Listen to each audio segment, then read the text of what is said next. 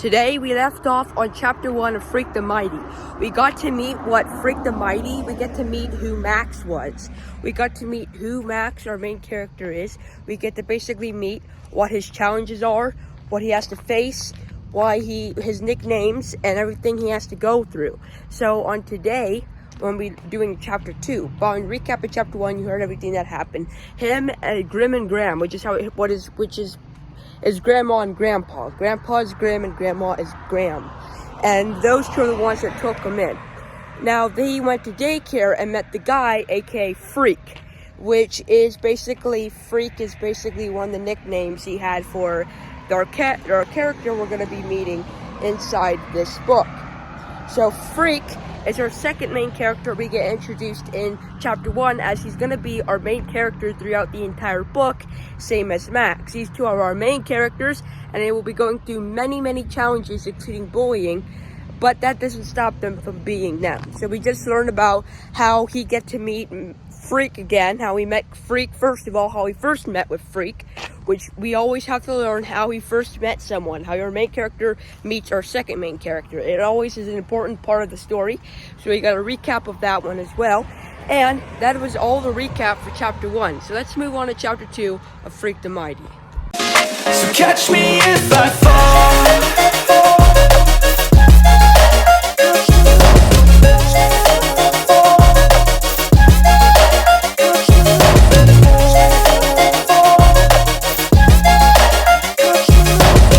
Adam Ernest. Up from the down under. That summer, let's see, I'm still living in the basement, my own private down under in the little room Grim built for me there.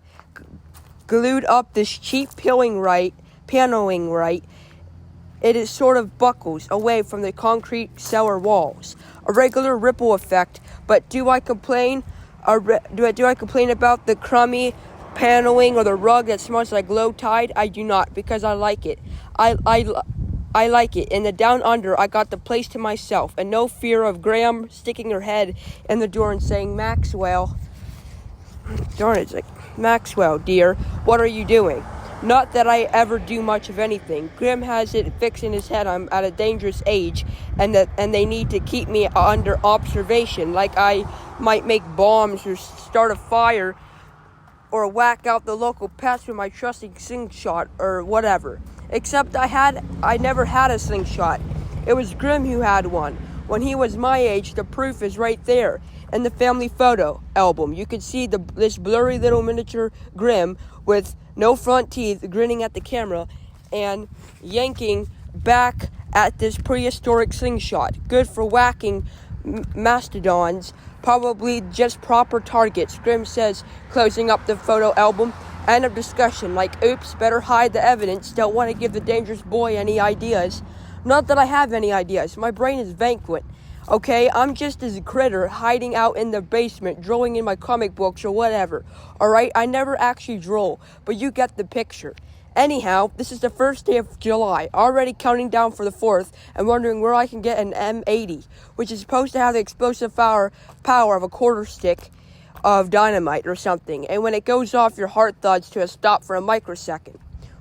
Wham, which is probably what Graham is afraid of. Eek, eek. Maxwell armed with dynamite. So finally, I get bored in the down under, and so finally, I'm hanging out in the so-called backyard, and your basic conch of chain link heaven. Grim keeps this crummy little mower in the shed. But what's the point of mowing dirt, right? Okay, I'm out there messing around, and that's when I see the moving van.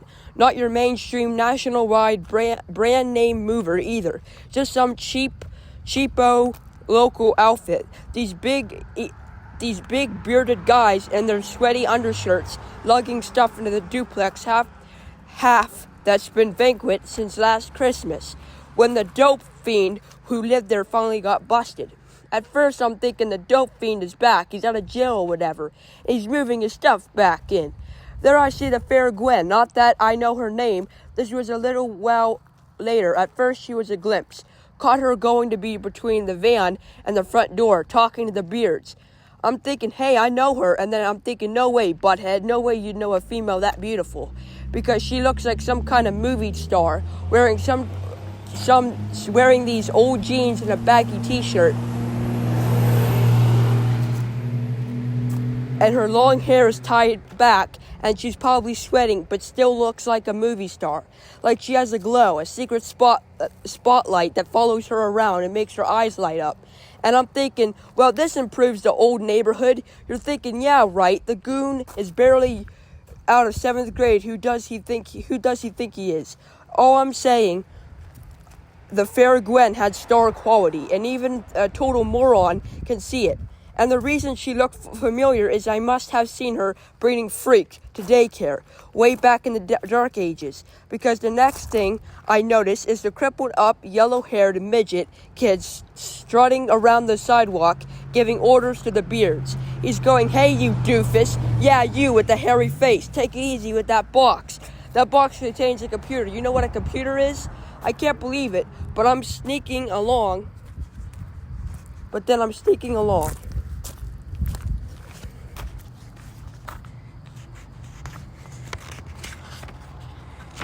Sorry about that. Gotta turn the page.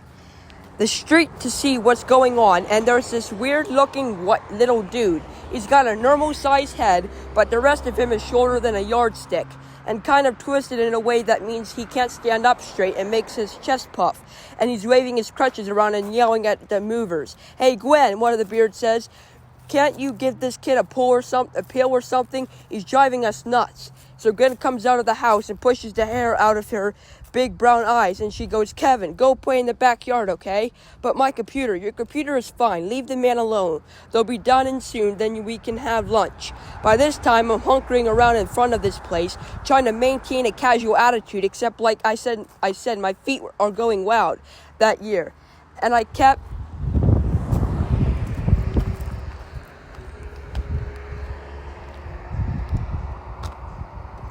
tripping over everything. Cracks in the sidewalk, ants on the sidewalk, shadows, everything.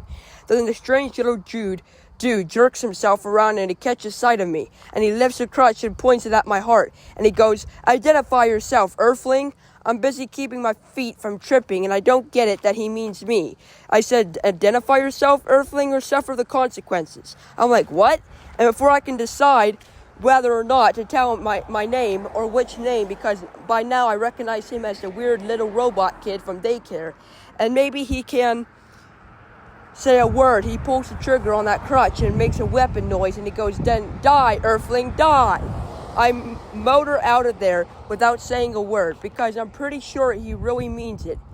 They have a way to see that look in his eye. Man, that little dude really hates me. He wants me to die. I hope you guys enjoyed today's chapter. If you did, give it a thumbs up, and I'll see you on the next video. We just learned that basically Freak and Max are finally back together, and they're not like that, but they're back together as seeing each other, and now we get to see the one and only Freak the Mighty combination. This book, I'm telling you, is going to be one of the saddest books to reread, because the ending is so shocking, it's going to make you cry and probably use 5 box of tissues in less than a minute. So please remember, guys, to subscribe, like, comment, favorite, share, because you guys do not want to miss the upcoming Adam Reads Marathon. I'm basically going to be posting reading videos the entire rest of this year. Don't miss the other books we have to introduce once these 2 books are done.